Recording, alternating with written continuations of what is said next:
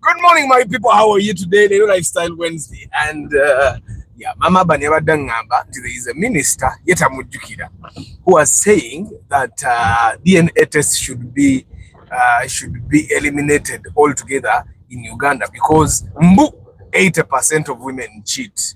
And because 80% of women cheat, there are chances that 80% of the homes in Uganda, mulimu abana batali baawo. Your woman has 2 children, one is not yours because she cheated and she did not want to break her home, so she kept there.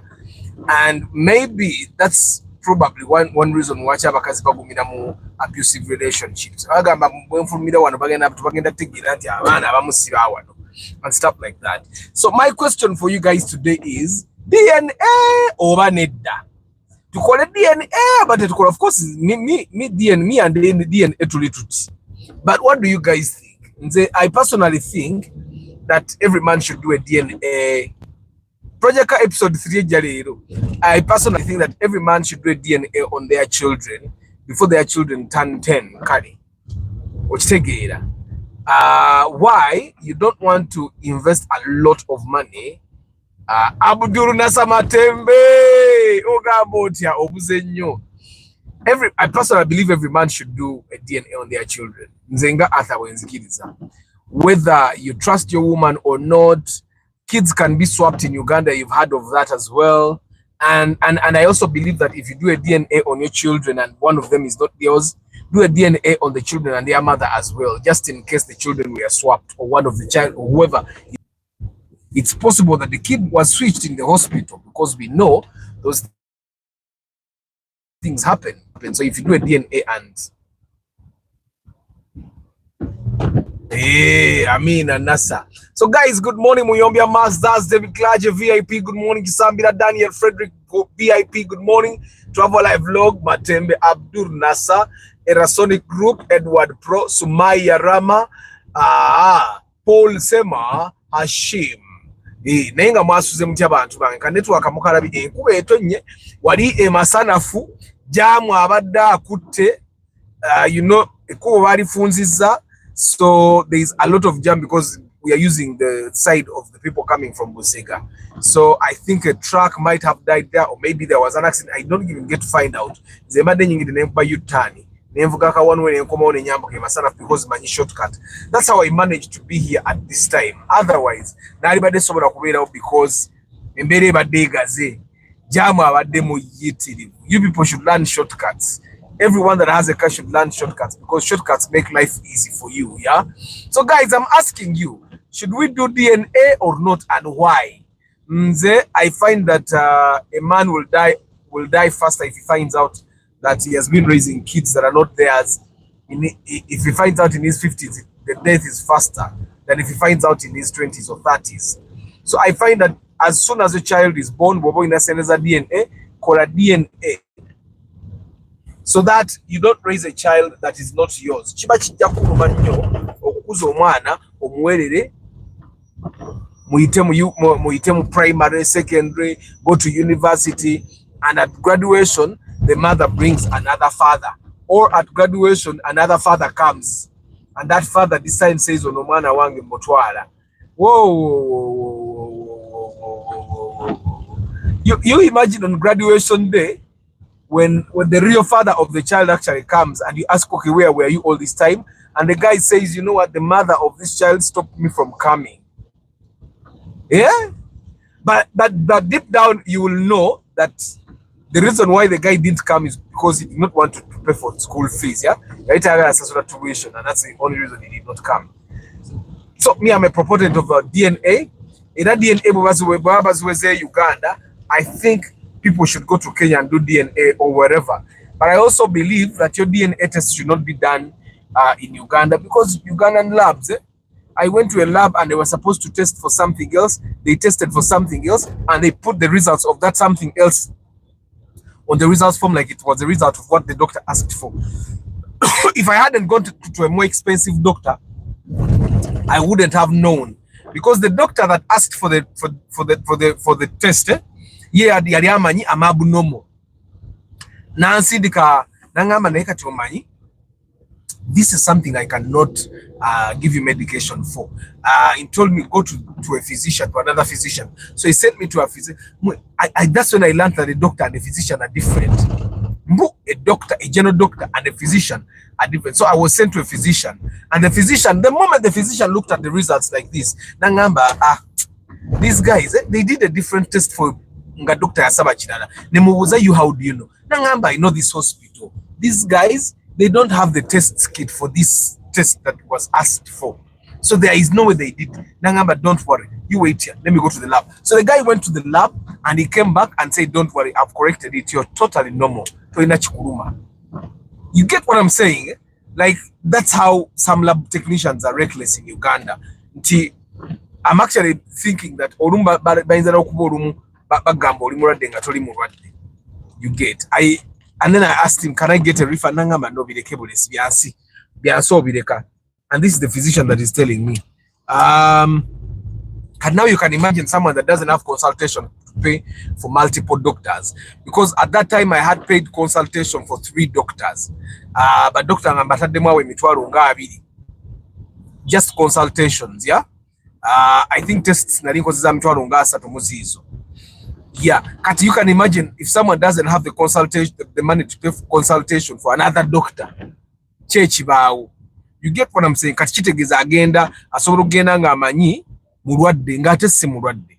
So anyway, guys, my question for you this Lifestyle Wednesday is: should people do DNA or waneda? Yeah, Norman, good morning. I think DNA should be compulsory after birth to avoid some things. True. And for DNA, it's not fair to let someone raise a child who is not theirs. Exactly, Mark. And you guys, let's face it. Most especially the men. A man never loves a kid that is not theirs. For just a short period of time to play with them. But a man can never actually love a kid that is not theirs. Unless, tell yourself food day. Tell yourself food day. Unless they have just decided to adopt and they know. And even when they adopt, men connect properly to their DNA. Which take it. I come message VIP, good morning. I got your team DNA. Joshua, Chechiri woman, family gambit here. Good morning. So the question today is, should we do DNA or not? Abachara balaze, warachu tukakwenu subject. Abachara ngabasirikirira. And you guys, do you agree with the statistics that 80% of women cheat? Do you agree? Do you guys agree that 80% of women cheat? And then the question is going to be, why do the women cheat? Is it because bayingira marriages batagara kubeeramu? Or is it because baba tebagala basajja baabwe nga balinayo be baagala? Oba omukazi buli bwanyiiga buli bwomunyiiza ng'agendanga naye agabako akomawo nga kakanya. I saw Kaziwe couple saying that thing. Nti mukyala w'omunyiiza n'agenda ne maleggoga n'akomawo nga kakanye. Ne mubeera n'emirembe mu maka naye ng'ageze ne yeemaleggoga. And if 80% of women cheat, then what's the point of marriage? Onavuga bichi simanya hata miti kati walivuga trailer aliweta atya mwebagai mwasuze mutya era naku lwakudduka naye kwene enkuba mfunye wendo jingira kubanga ekisaawe ekyo bwe kibanga kitobye enkuba nga yatonye ekiro tekiddukikamu. Now just imagine enkuba nga etonya. We were raised to not do things when the rain is there. But now I have atenge nkuba olaba when you look in a distance eri mukasozo okalengera, you can actually see that it's raining harder than here. Obanze ndabo obubi. So ewange matuge nkubi badde tetonya badde, you know how it's like mist. Bale wenyingide ku mabanda bwenti kuba netandikiriza ngenzo okuyingira northern bypass ngenkuba etonyera ddala. So guys, DNA or not, I don't see myself laughing or caring for a child that isn't mine. Otherwise, I don't even believe in adopting. Personally, I also don't believe in adopting. I believe that you can help a child from a distance. What that means is that if a child doesn't have school fees, I could be one of the anonymous sponsors. I don't even want to be known, because I find that when people know that it's you who is helping, they'll make it an obligation. And they'll never believe you never have money. So I can be an anonymous helper. Which take it, right? Nze nakula nga like multiple people nga banyambako, and okulangira kwalingawo. For me, that's how I believe that people can never love children that are not theirs actually. Okulangira kwabangawo kati nomwe bagayi mulaba mpisa naye mpisiza mu 25 kilometers per hour. Sinaweza ya 30 kati ndimo 18 kilometers per hour. So I saw nze okulangira kwabangawo omuntu nakulangira ate abanga akuwadde ebbanja. So I know that people never truly help kids that are not theirs. Je bali abayamba naye nze saabalabako. So I know that people connect very, very much with their DNA. And as such, that's why I keep telling you guys, every person should try as much as possible to raise their children. Abana bo beerawo wangalanga bw'osobola abaana bo balabirire kuba teri agenda balabirira nga gwe bw'osobola balabirira, teri agenda bawa mmere nga gwe bw'osobola gibawa, bwe banaabayo ya KFC nga baliwo omuntu atali maama waabwe oba taata waabwe n'empi ziyinza obbayitamu. So try as much as possible, rest when you need to, just like the way I need to. Like today I had to shoot some things, but I've decided nedda ngenda kwewumuza tuna shooting olwokutaano. Okitegeera nti staying alive is better. And of course now with the death of Rajiv, you guys already know that money is not everything. Sicho? Money is not everything. Being alive is more important than having a lot of money.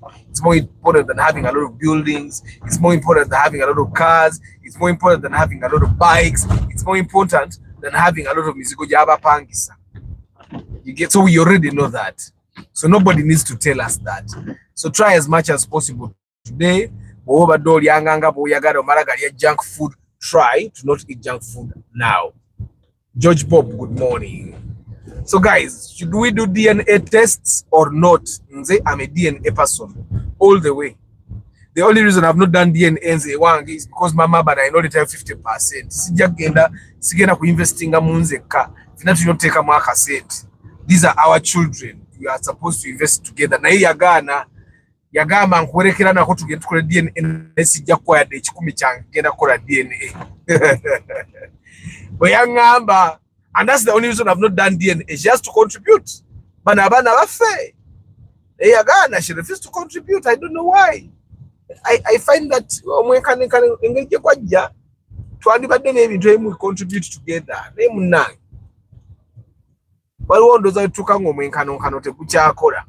But anyway, guys, DNA or not?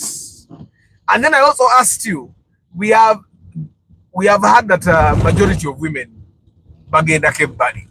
Then I'm asking myself, what's the point of marriage then? Right, just because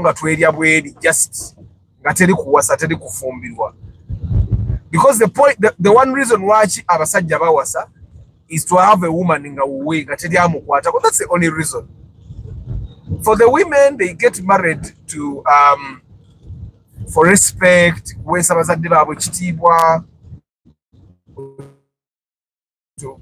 most of them to have children. Men mostly get married to have a woman that is theirs. Alabye omukazi amusiimye tayagala baddemu mukwatako n'agamba ono ye wange n'amuwasa n'agenda n'ayanjula n'amukuba embaga n'amukuba empeta n'ebyenda bimwetokota just kumukuuma, just kukola ki. I love my wife's daughter unconditionally. You're one of the few, the Asha group. You're one of the few. But aliwo omusirikale mpulira akafirimbi naye sikategeera. Tugende tetugenda.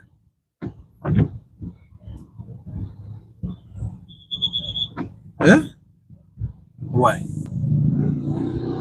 Akafirimbi kandi mabega kitegeeza nze nsobola okugenda.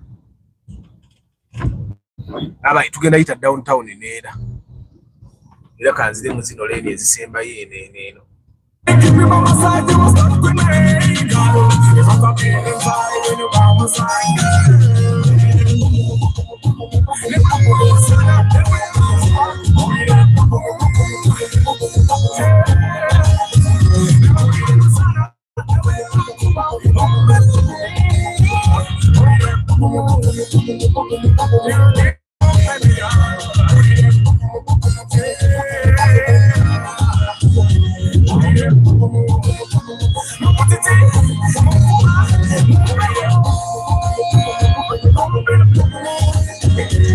nasa agame mwa abakazi tebamanyi kye baagala. I should not disturb myself.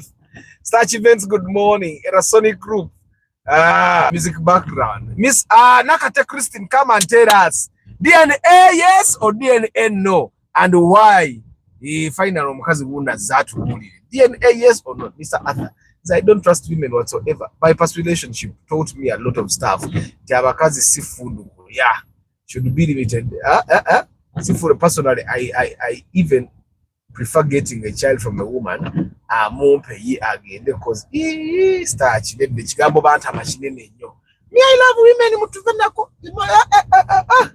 No matter what, there is always one that is special. Let this come to people being responsible. Otherwise, the number of kids should be limited in our country. Yeah, why?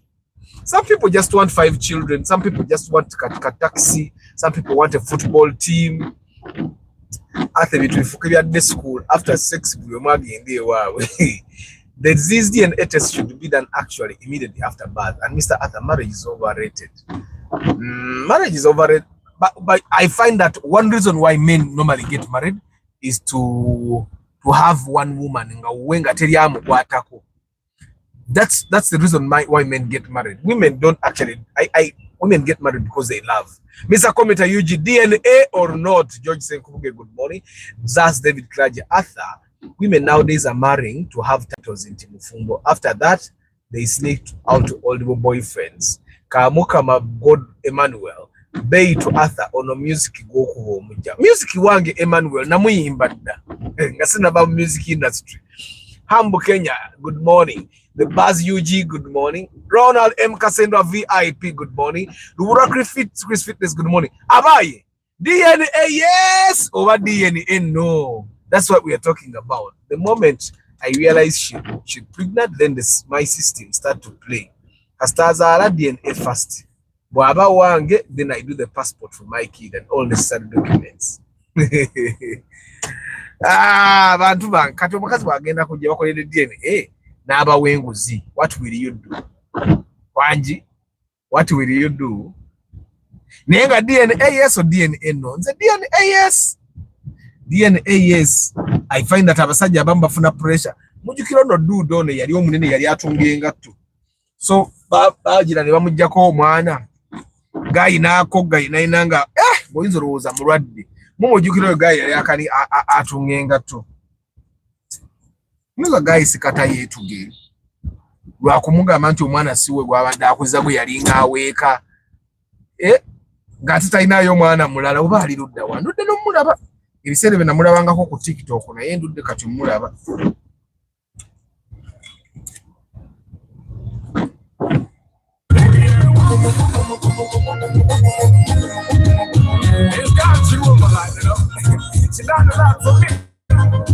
So I do the simple thing for her. Now she give me one, everything she do give me one, you know. She's so terrible, I'm one day, yo. Okay, man.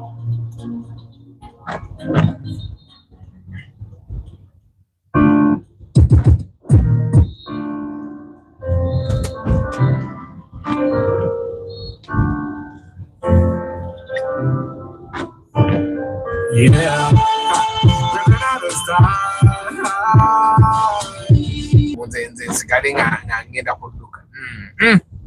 I'm cutting myself some slack. I'm not running today. Everyone has an umbrella. So anyway, guys, DNA over Neda. That's what we are talking about. They don't seem to say. You know, you got it. Jagala nyo bintu byokusigala nga kachika mwenye. Jagala nyo bintu byokusigala nga mpangala naye sijja kumbuka. Nakate Christine agambye DNA nedo kujjako nga tokyanjagala. Kati Christine kitegeeza the moment your husband or boyfriend decides to do DNA nga ngoromo ekyaye.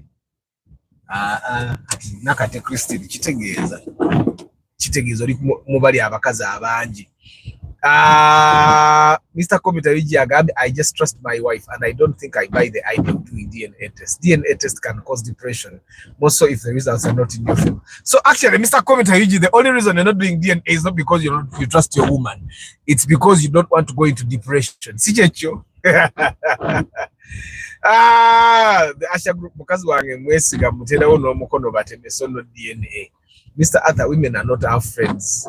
Nice touch, but starch ne Abdullah Samina negative attitude towards women.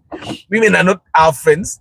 They use emotions, and for us, we use logic. So their emotions make them flat around and sleep around, and hence,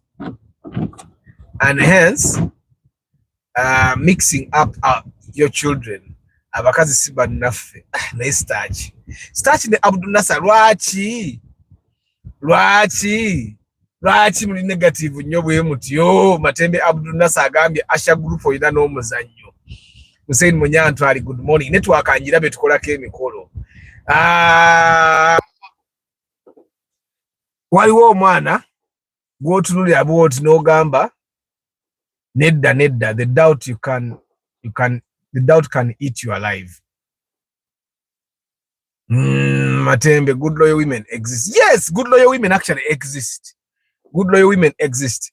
Asha bakukwata muwetereze. Network Hussein Munyantwali network sinungi nnyo. Hashim, I trust my wife, naye I will sneak and make DNA. Don't sneak. Let it be open to DNA nyenda jikola.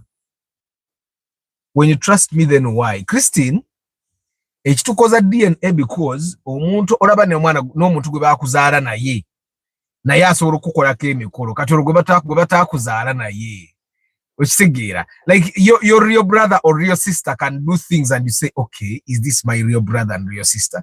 So what of someone that you found when they were an adult, they had been in a number of relationships? You get what I'm saying? A good morning, Chamba de Hannington. DNA or not? And why? Chiri joli okwesiga abakazi, but I have no kind words for women. They are not our friends. Abdul Nasser, omanyi full story tojituwanga. What happened? Ani yakolako emikolo era ye yakugamba yasinzira ku kyokukolako emikolo. Tell us. Okay, me, I happen to know that sometimes they do make their mistakes. Just like men, nafe tukola ebyaffe. And I am one person that would never forgive infidelity. I would never. And actually, forgiving infidelity, me, I would not even forgive Okunoba. You know, we talk about this with Mama Aban. And then she says, oh, ogenda yakolechi. Nze, umuchara wange bwano basino na. We are supposed to finish our issues together. Mukunoba, and by the way, guys, you don't know. Mukunoba, we said everything. If you ask all those men whose children are not theirs, if you said everything, mukweno bya we ba mixingiranga abana. Wo mukweno bya we bakuletera abana abatiri babo. And personally, I don't believe that there is a problem that can make a couple want to live apart for some time and then come back together. That, for me, I've never believed that. You remember when we were in high school and university, and then the chick tells you, I need a break from you. You give me some time. The moment a chick says, give me some time, she's seeing someone else. You get, or she has gone to compare with someone else to see if the other person is better than you. So the moment a chick says, give me some time, give them forever. That's what I believe. So I also believe that anytime when a woman leaves my house, she has gone. And the only reason she would ever come back is if where she has gone, things are not working out. So I believe that whatever problems we have, we solve them in the house. If anyone can leave the house, it should be me. You get, it should be me, because me, I know where I've gone. I think I should be okay with Mama Aban. Era the Mama Aban now get go bulira nganga onyize. Ngonyize nyonga koze ekintu ngamba. Afa webaki wali wansi. Oba ngamba gwenviira. Okitegeera nze nsoke kuviiremu kuwemu obudde. Goina kusigala waka. Toyina nsonga lwaki ovie waka. You get. But if you started talking to to men whose DNA results came back negative, they will definitely trace it back. They will tell you, you know what happened is blah blah blah na agenda we yakoma blah blah blah, and then in like 2 months she was pregnant. And then there's that's how she got pregnant. Try to chuchankara nyemu na agenda ke wabwe naku bidi ne munona. Teyaita genze wabwe. Yale agenze comparinga. Women don't make mistakes. Babikola babimanyi. They are just Abdunasa. Ngoli mukambwe. Ngoli mukambwe. Kubyoku noboli nganze. Lubowa ewange tebano bayo. Nze omukazi bwano bange uwo gwe manya ina jalaze. And then people will send it dance nakubira mama wenga wali wakati gwaga mama wagenda kugamba ki. Agenda kugamba ki gwe bagaye nti mama we abuzo muwala wolazeewa. Ne bwatadda babajaga ayinza bagenze wa bawe they are making up. Matemba Abdunasa message eno comment yo eyita abakazi abempisembi nga ku YouTube egiflagize. Matembe njozungira kyusa yo kirayo kateri bakazi bategerekeka. Good morning DJ LX. Naye mwe bagayi ekirala ekiriwo kiri nti we keep picking literally the same women, and if you keep picking bad women notakyusa muko mu circles nasanga nga gundi bwakugambe wano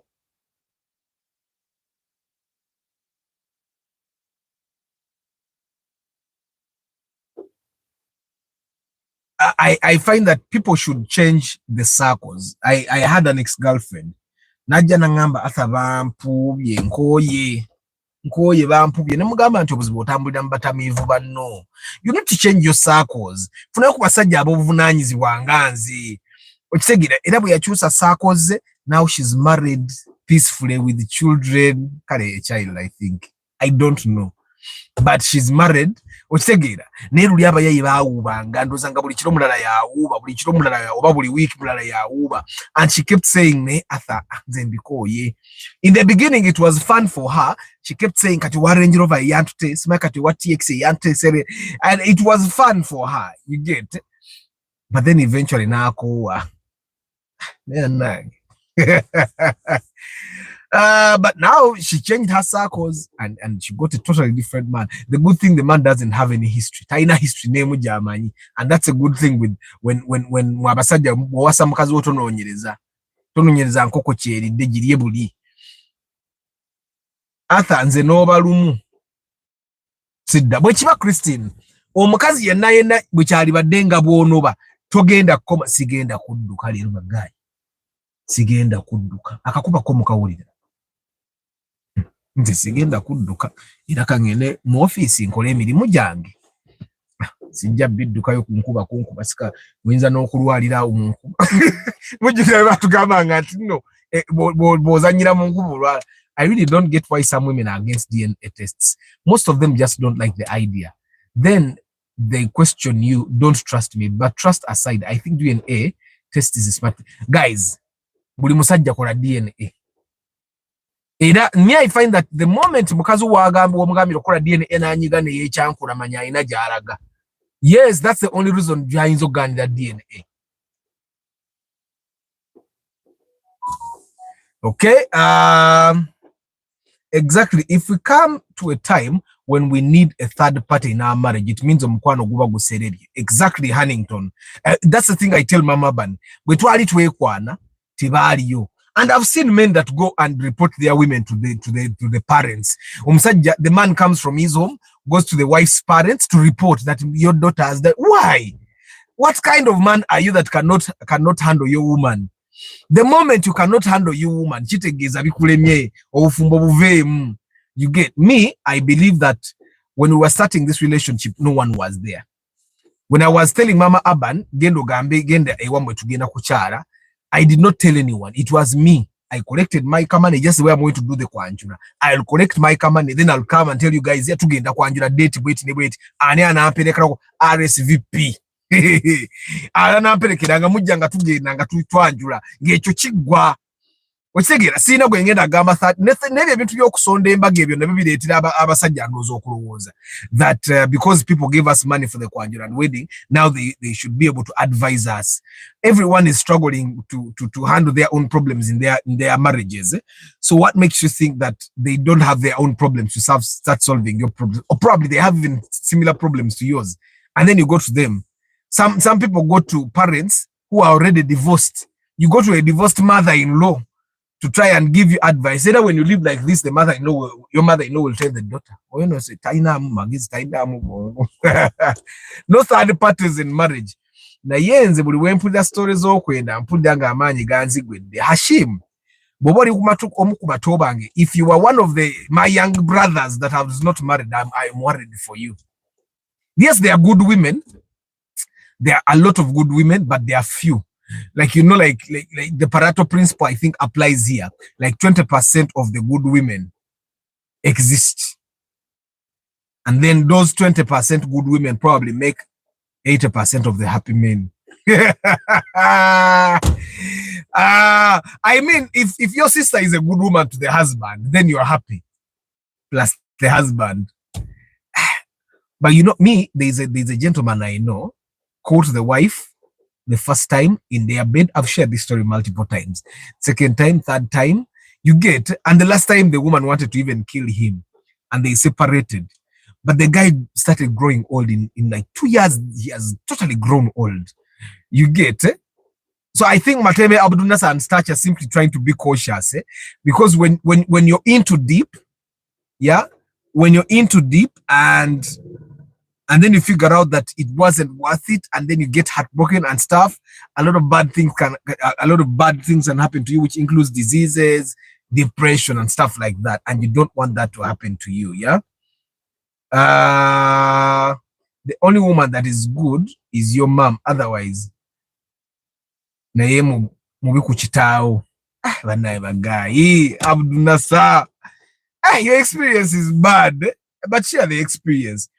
They think life should be soft. Bwekikalubamu solution kwenda, otherwise should be good ngati wannaba bizibu, otherwise sawa yonna omukazi akyuka. Nali njogera ne gundi Wakataka. If you guys saw the interview, Wakataka said it. He married his woman in the church after I think 28 years. But he also said that sawa yonna no mukyala akola ki? Sawa yonna omukyala akyuka. That's what Rakataka said. And it's even in the interview to Twaka Salamu. And he said the reason why he waited 28 years to go to church with his wife was because the sawa mukyala akyuka. After 28 years, mukyala abata akyuka ki? Abata China akyuka. But I also find that ebiseera ebisinga abakyala bano okukyuka, it's majority of the time it's group influence. So you need to look at your woman's friends. If your woman's friends are like that, just know any time from now, your woman will change and start wanting to be like the other people. And there is a way people tell stories that are very unrealistic.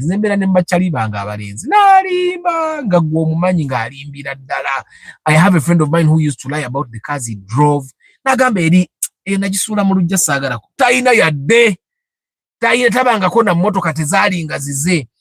the way he would talk in public,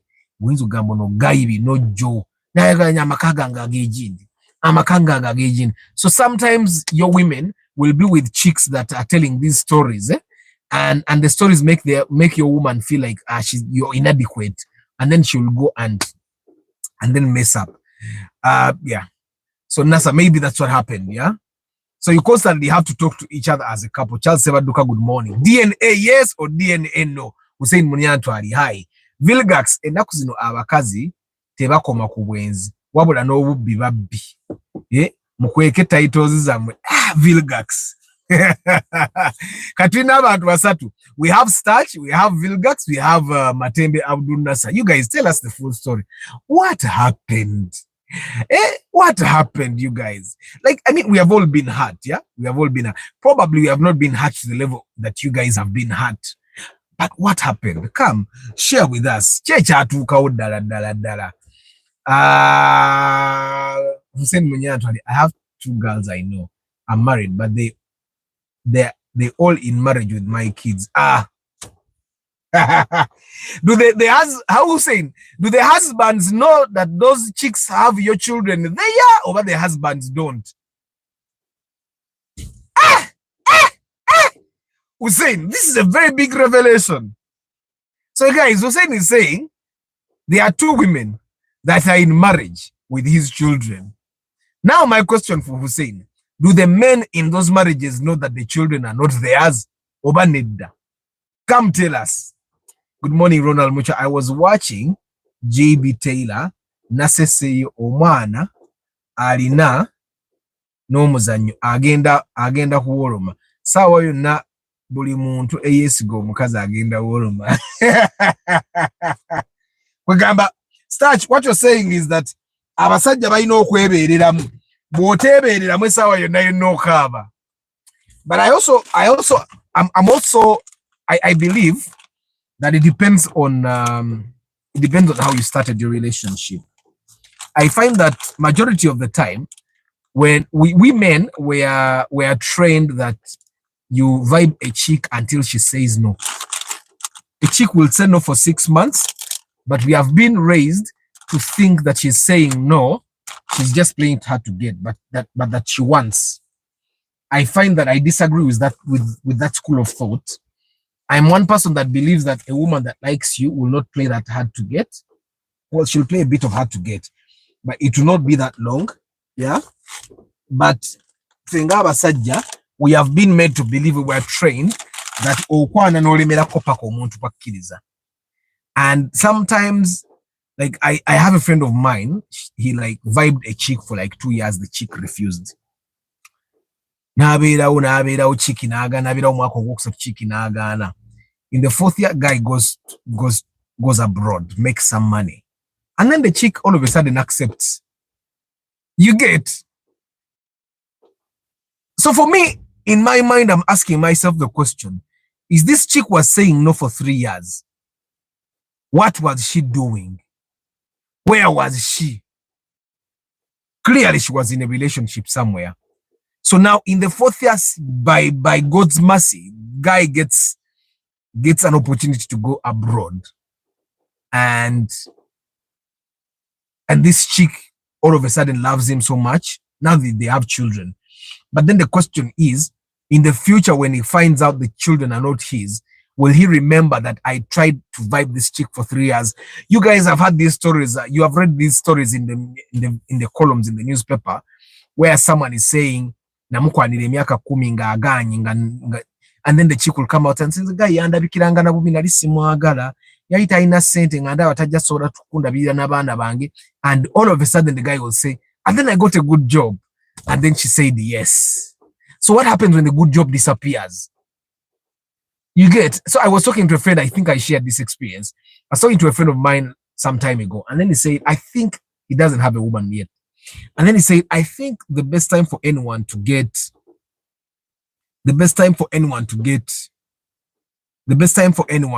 into a relationship with a girl is when they're still in school. During that time, like you literally both have nothing and no one has those unrealistic expectations. Yeah. Okuja konga in their home, that's what they have been taught, that you know what, you need to expect a boyfriend to do this and that and that and that and that. You get? Yeah. But after school, and then you start working and making money, and then you find this girl that has been around, that has moved around, been and then she has developed these expectations that a man has to have this amount of money by this age, a man has to have a house by this age, a man has to have a car by this age. Then she has all these expectations, and yeah, and then you go on struggling, and then you cannot meet these expectations. Then she will start finding other people that she thinks might meet the expectations. There's a girl I saw, and she was saying that Pakango Mwasiza, she's not yours officially. So she keeps having these multiple men. I never said Yangabatano, and they all eat. And the reason she's giving is that none of them has become serious. So I'm asking myself, okay, what will she do when one of them officiates the thingy, the relationship? Where will these other 6 guys go? How will she break up with them? We know she cannot break up with all of them, yeah? We know she will definitely keep 1 or 2. So you'll be in a marriage, and you'll be in that marriage, committed marriage alone. Men should spare at least 30 minutes on a daily basis just to sit down and fear women. Seriously, the husbands don't know, and the children look exactly like my mother. Steve, DNA should be done at birth in the hospital. Musime Kim Job, what's Zotia? So let me ask you, Hussein, I'm sure you talk to these chicks. When you talk to these chicks, what do they tell you? Do they say that their husbands appreciate the kids look like them? Do they tell you that their husbands have any doubts or need? And then the question, Hussein, would be, how did this happen? Do these chicks love you and they don't love their husbands? How did this happen? Share that experience and get you watching it did that. Mr. Arthur, women live a fantasy life. You either convince them with fantasy or no love. Kwegamba, they don't only take Nzevatama. Viola Namiro, DNA yes or DNA no, and why? Arthur, ebintu byo mukazi oba omusajja okukyuka, it doesn't start one day. It's a process. Mostly, kitandika mpola mpola. No, both sides, fena tuchuka, not only women. Rona Muchwa, you know the difference here is that we as men were trained to know that women get married to you and you own them.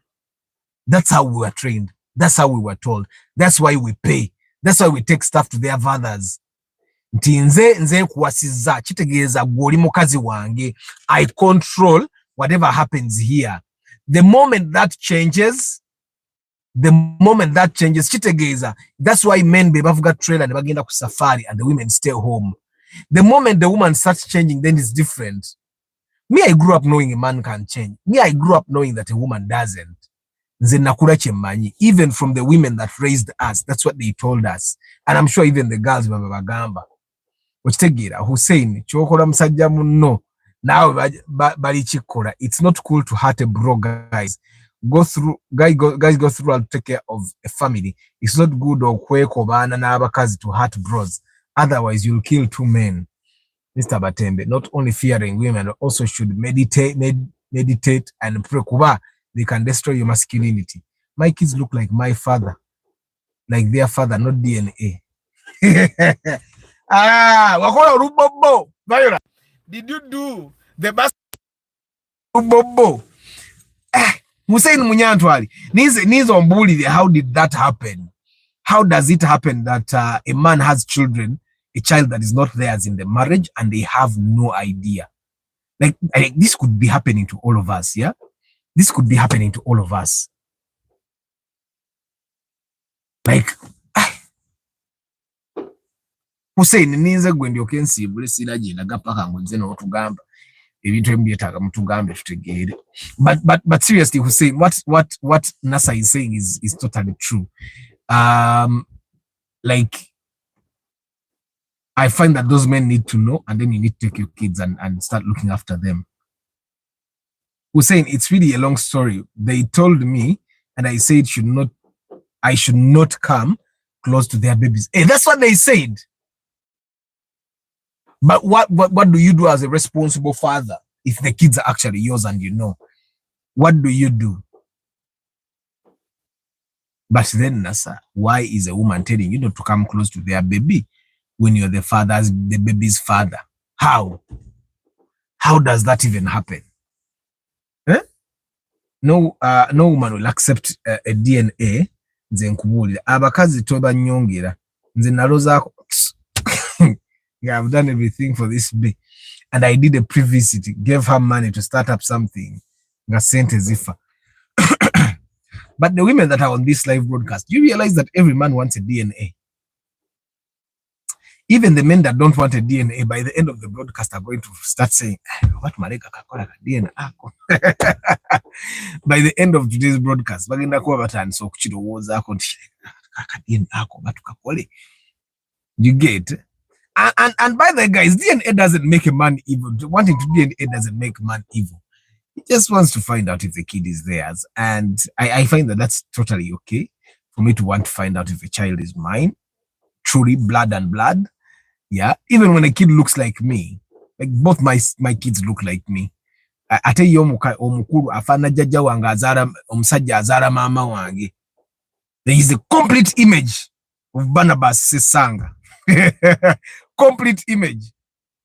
Okitegeera. Oh no, the youngest afana mu mama we.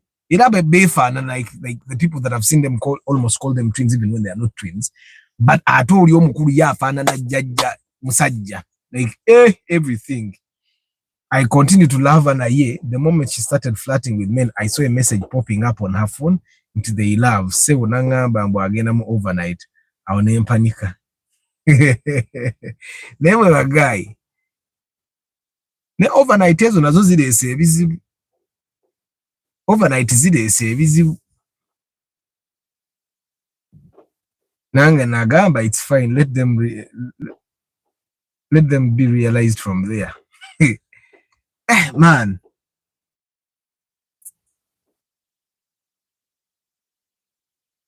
There's a time I used to love the RAV4 short.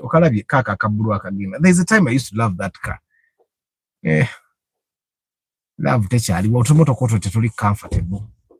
Then chiregia says you should like a project car ya fegendo okuddako eyokubiri. Ate mwenze project car nkola zange bwe munaba temugiguze nze era starting ngikola bizu n'ekyo ekimoroka ekyo project car ya feddako ekyo bwe ekyo chiregia se. Nimo kukirowooleza kibi emyenya kuba kati ekyo kigendera mu modification mu ndoomu oba nkole mu office ate bwe mara okola office mu kimotoka ekyo loza nziramu okupangisa office tukawo desk wali ya secretary wali yange wali ya personal assistant wali leero tugenda kukolera wa leero tugenze kukolera Ntebe nga tulumba DNA sure deal. I will tell my wife that I want to profile my children so that relatives don't disturb my children later. DNA just jikole for your peace of mind to know your mwana gwenyumya naye wange onyumya n'omwana nga si nga tomanyi ose arotegera nti si wono jukire embozi zo zonna zo zomunyumiza. Yesterday I was telling my kids about the story of Chintu and Nambi. You imagine telling the story of Chintu and Nambi. I told them the story and even putting emotions. Imagine putting in emotions gomanyo mwana or then later on you realize mwana si wo. How would you feel? Mr. Arthur, abakazi batemu ate they use emotional intelligence and play around with logic. Na yenze azala yampa omwana wange ngane azala yampa omwana wange ngane yongera wane guys kamba sifule ikintu kya DNA kino mugenda abakazi bagenda kutuchawa ai bagenda kunchawa nze ndeta ono topic okuleta abasajja babo kwagala ogenda okola DNA. We should do DNA immediately the child is born. Yeah, but at that moment I find that at that moment the woman is really emotional. You heart guys don't try it. Okujjako ngo chikola secretly. If you're going to do it secretly, yes, make sure she doesn't know until she has healed. Normally, I find that women are very, very delicate after, like immediately after they have given birth, like a week or two, they are very delicate. But guys, thank you very much for being part of the discussion. Thank you very much for choosing to be here. 30th August is the Love for Cars Convention. Magazine design, Yahweh. But of course, we are putting a few things together. We print the first copy. I'm hoping to also have a digital version for you guys to buy, but the physical copy is almost ready. My car diary is almost ready. Yes, my car diary is almost ready. We have had a few prints there and there to try and make sure it's up to standard so that you guys are happy with it. But we are almost there. The event itself, the organizing the guys that are organizing are definitely working towards making sure that it works properly. Muyombia Mahzaz, David Klaje, VIP, Chisambira Daniel Frederick, VIP, Travel Live Vlog, Matembe Abdul Nasser, Erasonic Group, Edward Pro, Sumaya Rama, Paul Sema, Matembe Abdul Nasser, Hashim, Sechitoreko Norman, Kambesje VIP, Joshua Eden Farm, Nick Wabui, George Bob, Sechitoreko Nkumaze, the Asha Group, Starch Events, Nakate Christine, Isaac Orute O, Matembe Abdul Nasser, Mr. Commuter UGVIP, George Senkubuge, Kamukama Emmanuel Hambo Kenya, the Buzz UG, Ronald M. Kasendwa VIP, Chris Fitness Ruburwa, Chikawa Ricky, Hambo Kenya la nakate Christine agambe DNA no abakyala bonna lwaki bagana DNA abakyala for the love of cause bonna abakise leero bagambye terikola DNA okujja ku gato kyanjagala chairman Zach chairman wabo Mukamoli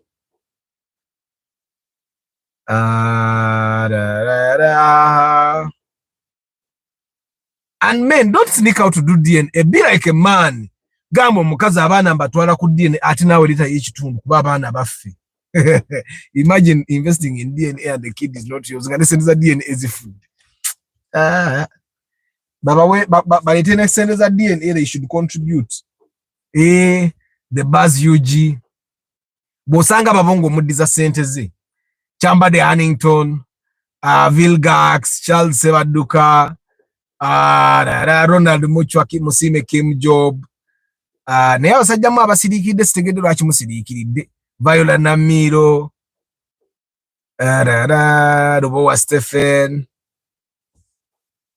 Michael Kasozi Eli Mafumala Maxuna how is Arua Mafumala nze bakola DNS na buziba awira kale Karota Uganda good morning guys thank you very much for being part of the broadcast I don't take you for granted I don't take your support for granted aba the guys that hire me for pre-purchase inspection those that recommend me for pre-purchase inspection the guys that are buying trackers from me thank you very much and very soon guys we'll also start a donation drive our first initiative is going to be to educate people how to use the traffic lights that's our first initiative nga twakatandika tuti era after the Love for Cars convention tugenda tandika fundraising tandika okuteekawo sente ezigenda osomesa abantu okukozesa ebitaala pedestrians borders and car drivers bangi tebamanyi bitaala bwe bikola bangi tebamanyi leeni bwe zirina kubeera so we are going to